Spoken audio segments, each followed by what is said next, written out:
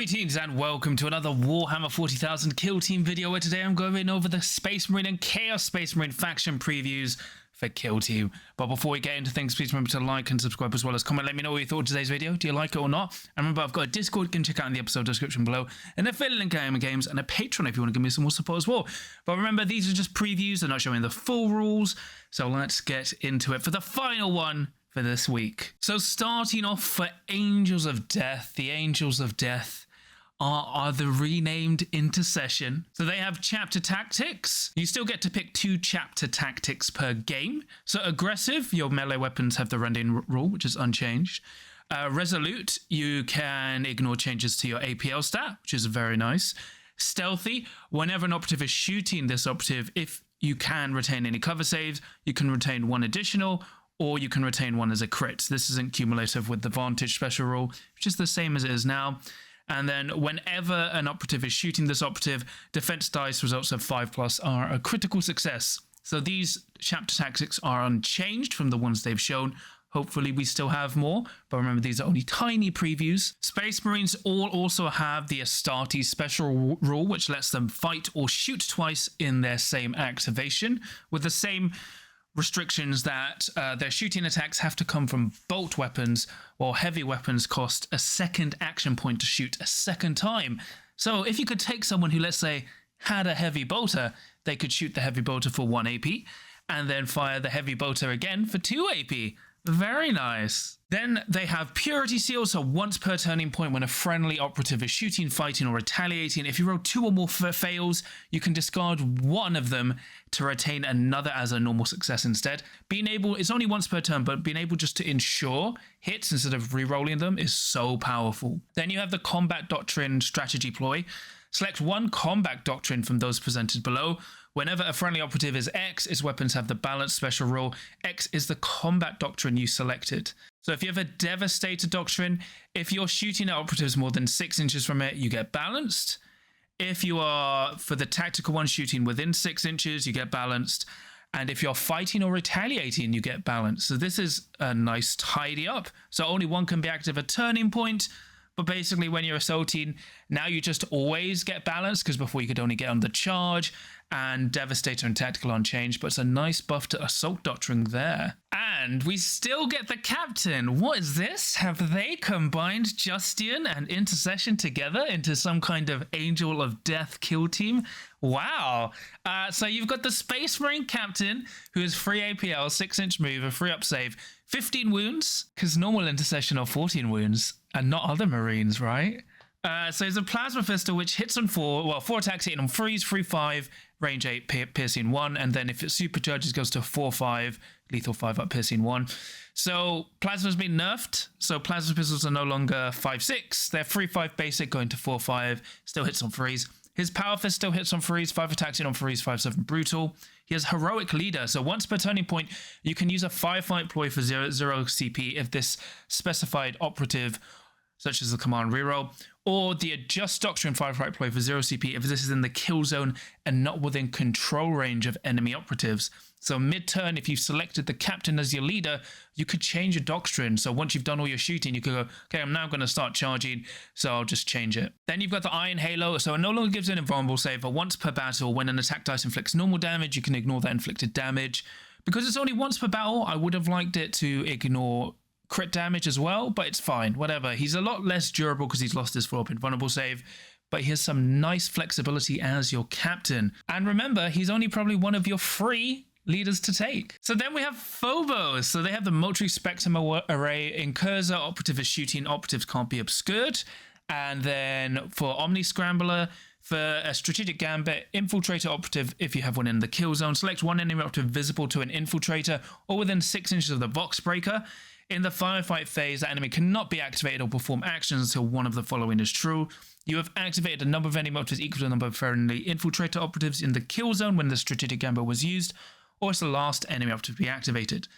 So both of these abilities work completely the same and remain incredibly powerful, although Omni Scrambler has been buffed, as it now works within 6 inches from the Vox Breaker. But you're generally not going to use that too much. But it's just nice those are unchanged. Very powerful, especially for incursors. Then they have special issue ammunition. So once per turning point when a friendly operative is performing the shoot action and you select a bolt carbine, marksman bolt carbine or oculus bolt carbine, you can use this rule if you do. Until the end of the turning point, that weapon has the piercing 1 weapon rule. You can now give anyone piercing 1. That's very, very nice. Then you've got patient ambush, which is a firefight ploy. When it's your turn to activate a friendly operative, you can skip that activation. So now Phobos have a way to basically counter 7 activations for a command point, something which only the Hand of the Archon had. So very, very nice there. So now we get an infiltrator. Well, we get a Phobos Marine. As you can see, they're free APL, movement 7, free up save, and 12 wounds. So they're movement 7, but only 12 wounds. This Vox Breaker has the Marksman Bolt Carbine. 4 attacks, hitting on 3 is 3/4 lethal 5 up, which is the standard for infiltrator carbines. Vox Break, whenever an operative is within 6 inches of this, enemy operative is within 6 inches of this operative, they cannot reroll their attack or defense dice, which is unchanged, very nice. Then Auspex Scan, until the start of this operative's next activation or until it's incapacitated. When a friendly operative is shooting an enemy operative within 8 inches of this operative, that enemy operative cannot be obscured. If that friendly operative is in cursor, it also has the Seek Light special rule. An operative cannot perform this action while within control range of an enemy operative. So it's been slightly buffed. The reroll thing is still always active. It's no longer 0 CP or 0 AP. And the Auspex Scan now gives you Seek Light if you're... So basically, as long as the infiltrator is within 8 inches of someone, if an incursor is shooting at them, they have Seek Light and cannot be obscured. If anyone else is shooting at them, they just cannot be obscured. But this is basically designed for incursors, because incursors already ignore being obscured. So very, very nice. Some nice infiltrator incursor synergy. Although I don't know if you'd still take the Vox Breaker, but it's very nice indeed. Then we have the Scout Squad. So they still have forward scouting. At the end of the setup operative step, you can select and resolve up to 5 forward scouting options. Each option has a number in brackets, which is the number of maximum times you can select and resolve it for the battle. For example, your 5 selections could be reposition twice, triple arm once, booby trap once, and diversion once. If both players have this rule, alternating by selection starting with the player's initiative. So that's effectively unchanged. So we have redeploy, change the setup of 1/3 of your operatives, rounding up. So you can basically, instead of just, it used to be for 1 operative, now you can just, for 1 choice, basically 3 operatives can just like redeploy, which is really good. Reposition, you can select twice, so perform a free reposition action with 1 friendly operative that's wholly within your drop zone, and it must end within wholly 3 inches, so basically the same. Then you've got diversion, which has been updated. Once per battle strategic gambit, select 1 enemy operative within 6 inches of a kill zone edge. Until the end of the operative's next activation, subtract 1 from the APL. So this was just at the start of the game, but now you can just pick, and you could save it for turning point 2 or 3. You're generally using it at turning point 1, but you now don't have to use it immediately turning point 1. So it makes it more useful and damaging in later turns of the game. So I really like that. They also reveal there's still a lot more options to reveal which they haven't shown off, which is unfortunately the standard for all of these previews. Then we have the Camo Cloak. Whenever an operative is shooting a friendly scout squad operative, excluding the sniper, if you can retain any cover saves, you can retain 1 additional cover save. This isn't cumulative with improved by advantage, so this just goes on everyone now, I believe, which is very, very nice. Then you've got Gunfire Ambush. Whenever a scout squad operative is shooting during its activation, if its order was changed from concealed to engage at the start of that activation, or it wasn't visible to enemy operatives at the start of that activation, its ranged weapons have the balance special rule. If the target is expended, its ranged weapons have the ceaseless rule instead. So it looks like this might be a firefight ploy now because it has different coloring, but that could be an error. But it's basically the same as it is now, although ceaseless is a lot better than it used to be. So, well, it's actually a buff because before it was reroll 1 dice and now you can like reroll ceaseless, but it's just a nice update, so still very good. Then you have the Scout Sniper, who is still 2 APL, 6-inch move, 4 up save, 10 wounds, has a bolt pistol, and then Sniper Rifle, which is, if it's moving, 4 attacks hit on 3s, 3/4, and then Stationary, which is 4 attacks hitting on 2s, 3/3, devastating 3 heavy and silent. The interesting thing here is this is one of the few permanent snipers that we've seen so far. A lot of snipers with silent have it as a once per game, but scouts seem to have it permanently, which is very, very nice. So you have Fist as well, but the Camo Cloak, so you ignore Saturate, so you always have your cover saves. And you can, if you retain any cover saves, you can retain one as an additional cover save or one as a crit. It's not cumulative advantage, so still nice there. And then you have optics. Until the start of this operative's next activation, enemy operatives cannot be obscured. So this is buffed because before it used to be until the end of the action. Now it's until the start of the next turning point. So you can now like counteract, all that kind of stuff. Very, very nice. Then we have the Legionary kill team. So they have Marks of Chaos. So when selecting a Legionary operative for the battle, you must choose one of the following marks: Khorne, Nurgle, Tzeentch, or Undivided. Each operative can be different, but Balefire active can't have the Khorne keyword. When a friendly operative friendly operatives have an additional role determined by this keyword. In addition, Legionary employees have additional benefits to operatives with the relevant keyword. So for Khorne, melee weapons have the severe weapon rule, so if you don't roll any crits, you can turn a hit into a crit. And Slaanesh just gives flat +1 move. So Slaanesh is unchanged, but Khorne has been buffed in my opinion. So that's actually pretty nice. We haven't seen the rest of the marks. I think they could have shown us all 5, but very interesting so far. So you have Chaos Talismans. Select one mark of Chaos keyword. Once during each of their activations, when a friendly operative that has the keyword is shooting, fighting, or retaliating, if you roll 2 or more fails, you can inflict D3 damage on that friendly operative to discard one of them and retain the other as a normal success instead. Note that if this is a shoot action and the damage incapacitates that friendly operative, the action doesn't end. Continue the sequence with your successful attack dice. So even if you die from this, it still forces through. I think you still take this, especially when you see what's happened. But this is actually pretty nice. It's a shame they have to take damage, but I guess it's the flip side of, being chaos. Then you have Blood for the Blood God, which is a strategy ploy. Whenever a friendly Legionary operative, excluding Khorne, is fighting, the first time you strike in that sequence, inflict 1 additional damage. But if you are a Khorne operative, you just flat add 1 to both damage stats of friendly Khorne melee weapons. So if you're not Khorne, every time you strike, the first time, whether it was a crit or a normal success, you do 1 additional damage. And if you're Khorne, you just always have +1 damage. Very interesting there. I wonder what's happened to the rest of their ploys.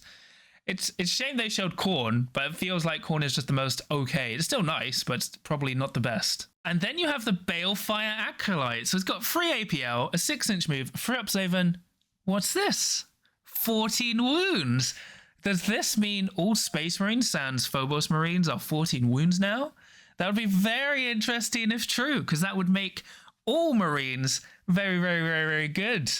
So he has a bolt pistol, which is unchanged. His psychic shooting attacks are now shooting profiles. So Fire Blast is 4 attacks, hit on freeze, 3/4 psychic, blast 2, 1-inch devastating 1. So it has splash 1 and saturate, so ignores cover. So basically unchanged.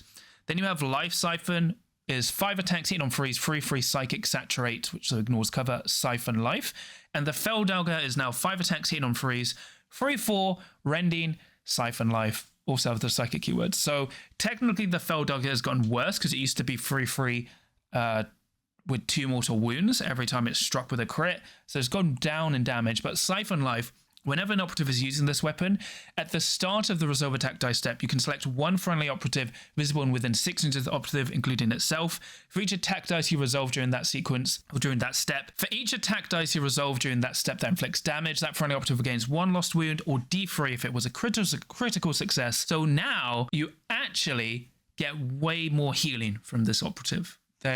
So if you use the Life Siphon, if every time you strike with a crit, you're healing D3 damage. But with the Fell Dagger, if you strike with a crit, you're going to have at least 2 crits because of rending. So the Balefire Acolyte has lost some of his output and buffing ability, but now just walks around as like a mass healing unit, which is very, very good, especially when you've got your reroll equipment as a buff, or just keeping certain operatives going forwards. And the fact there's a 6-inch bubble and probably everyone has 14 wounds is very, very good. So I think I prefer the change of what's happened with the Balefire Acolyte. Then we have Nemesis Claw. So when in Midnight Clad, whenever an enemy operative is shooting a friendly Nemesis Claw operative, that friendly operative is obscured if both are true. It's more than 6 inches from enemy operatives it's visible to. And if it has heavy terrain with its control range, or any part of it is underneath advantage terrain. So this has actually been buffed. Now you have to be visible and within 6 to negate the engage, or to negate the obscurity. But also, you don't have to be concealed. You can be an engage and benefit from Midnight Clad, which is very beneficial when you're like fighting around the midboard and the opponent has friendly operatives, well, they're operatives in their drop zone trying to shoot at you. So very, very good. A nice buff to Nemesis Claw. I wonder if they got any more buffs. So Grizzly Trophy, once per battle, when a friendly Nemesis Claw operative incapacitates an enemy operative within 2 inches of it, you can use this rule. If you do that, friendly operative gains 1 of your Grizzly Trophy tokens if it didn't have one. Whenever a friendly operative that has 1 of your Grizzly Trophy tokens is visible and within 2 inches of an enemy operative, subtract 1 from the attack stat of enemy operative weapons. So it's a bit worse now. To trigger it, you have to kill someone, and it's reduced from 3-inch range to a 2-inch range, but it's very good for your melee operatives because they literally charge, kill someone, easy to kill, and now if they're in combat with someone else, they now have basically -1 attack. And it's still within 2 inches, so if someone moves within 2 inches and you're within cover, if they're trying to negate your cover, they're -1 attack dice. So Grizzly Trophy is still really good. Then you've got Return to Darkness. 1 friendly Nemesis Claw operative can immediately perform a free fallback or reposition action, but it must end that move with heavy terrain within its control range or any part of its base underneath advantage terrain. In addition, it cannot end that move closer to enemy operatives. So you could end your move closer towards the enemy drop zone, as long as it moved you further away from enemy operatives. There's some nice repositional trick with Return to Darkness, so it's interesting. It replaces one of their ploys, I believe, but very good from what we've seen so far. Oh my gosh, look at the Ventriloquist. It's also at 14 wounds, so it does look like Phobos at 12 wounds, but a 7-inch move, whereas Legionary and every other elites are now 14 wounds. And wow, 6-up save, 3-up APL, 3-up save. This is great. So the bolt pistol is 4 attacks, 8 on freeze, 3-4 range 8, and the chainsword is 5 attacks, 8 on freeze, 4-5 unchanged. Icon Bear is unchanged, so when it's on an objective, treat its APL stat as 1 higher. So it's just the same for controlling, so 4 APL on an objective. It has Disconcerting Mimicry, so as a psychic action, select 1 enemy operative within 6 and select one of the following battles. One of the following options. You can only use each one once per battle. And subtract 1 from the APL stat of an enemy operative, change its order, or perform a free dash action, and you specify the location for your opponent to move it to. So apart from gaining 14 wounds from 12, the Ventriloquist is completely unchanged. And remember, every single Space Marine, Scout, Chaos Space Marine kill team has the Astartes special rule. So we only haven't seen Rubric Marines, but they'll be coming in a White Dwarf. So, well, they have online rules. So overall, wow, not only do elites get to double shoot and double fight, they are all a minimum of 14 wounds, sans Phobos, who are 12. And my gosh, that is like really, really good. I guess that also applies to scouts as well, considering this is so very good for elites. Not only do they get to counteract, they are now all 14 wounds. I think the only technical loser is Phobos because they sacrifice going to 14 wounds to get 7-inch move. But if you're playing Legionary, you just give everyone +1 move and they're 14 inches with +1 move. So suck it, Phobos. I'm surprised Phobos just didn't go to 13 wounds, but it's fine.